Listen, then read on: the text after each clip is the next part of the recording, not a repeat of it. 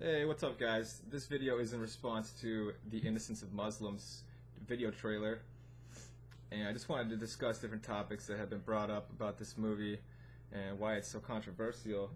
And first of all is that the United States has asked Google to take down this video, and they have refused to do so, and that I think is incredibly awesome, because it's one thing to post controversial stuff, but then to actually stand by the freedom of speech like Google has is just great. Even in the face of people getting hurt or injured, they've said that they won't be intimidated by some radical Muslim types, and they're just going to keep publishing whatever is legal to publish.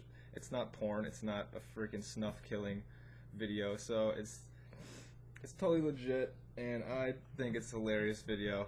Honestly, I mean, they've been making videos like this about Jesus and Christianity for 50 years, you know, talking about how crazy all the stuff from the Bible is, and so now they're finally making fun of the Nation of Islam, and these people are going insane. I mean, do they think this is the end of the internet? Do they think like, oh, maybe if they stop this video, this is always going to stop? Like, no. Like, this began with the South Park thing, like when they created that draw a picture of Muhammad Day, and they put out that episode about Muhammad. Like, that was the beginning of all this, you know. This is just a manifestation of another angry person trying to antagonize Muslims. And dude, it's so easy. It worked great. And so I think it's good to bring this type of thing to the forefront, because most Muslims don't even realize what they're believing in, and they don't realize how oppressive their belief system is. Like, okay, so the second point I want to make today is about hypocrisy, and it's the reason I'm wearing this crazy thing on my face. Basically, I know there's a bunch of fanatics out there that would love to just kill any Christian, Coptic, white, American, Democratic, anything, you know what I'm saying? They just want to kill people that aren't Muslims, and that's fucked up. So I'm wearing this little funny thing on my face so I can talk shit about you little fuckers. And basically, it's like they're sitting there burning American flags and Bibles, but if we even talk about burning the Quran, I mean, their whole freaking nation throws a crying fit. It's ridiculous. It's like, are you men or mice? And so I think if they want respect for their religion, their crazy, ridiculous religion, then they need to respect ours.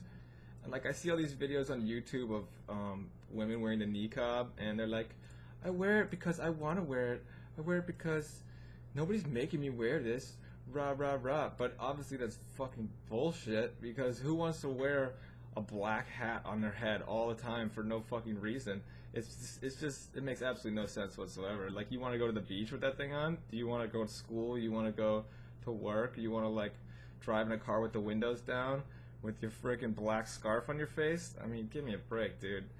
I mean, I'm not opposed to letting anybody wear anything they want, but if I can't even identify you, then that's like me wearing a ski mask around all day. Like, you think I should be able to wear a ski mask every day to school, to work? Oh, it's cool. This is America. I'm wearing a ski mask. Don't worry. I'm not up to anything. You know, I think that's just a fucking ploy to oppress women, and it's very obvious. It's not like a clever ploy. It's just like a system of control they developed 100 years ago, and they don't want to give it up. You know, like in Iran and Pakistan and Afghanistan, they don't even let women work. They don't even let women leave the house without a man present. That man can be a 4-year-old boy. So women are like forced to take their 8-year-old kid if they want to catch a cab to the grocery store. It's freaking ridiculous. Like, what kind of law is that? So, sorry for ranting there, but this all revolves around like what the Innocence of Muslims was trying to point out was the ludicrous hypocrisies of the Nation of Islam. And he's just bringing it to the forefront and laughing in their face, like, especially back during the age of Muhammad. Muhammad was a warrior who killed people. Like, he was a crusader. I don't understand. Like, you compare that to Jesus, who like gave up all his possessions and walked the earth, you know, with his apostles. Or you look at Buddha, gave up all his possessions, went and sat under a tree, contemplated life. I mean, you really can't compare the two. How are you going to compare a mass murderer who rapes and steals women to an ascetic, or however you pronounce that word? And so that's point number 2. It's a long one. Thank you guys for listening. Alright, so in conclusion, I'd like to say that the Innocence of Muslims is an interesting video because it's creating conversation around the world. It's bringing these beliefs to the forefront so people can discuss them and decide what is legit, what is right, and what is wrong.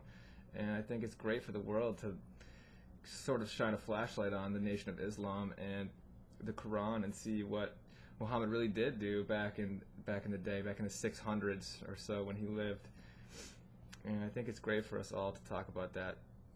So in closing, I would just like to say, if you are a Muslim scholar on YouTube and you're getting all mad about the technical accuracy of the Innocence of Muslims, obviously it's not made to be technically accurate. Like, whether or not Muhammad did kill or didn't kill this one person or that one person or whatever, it doesn't matter.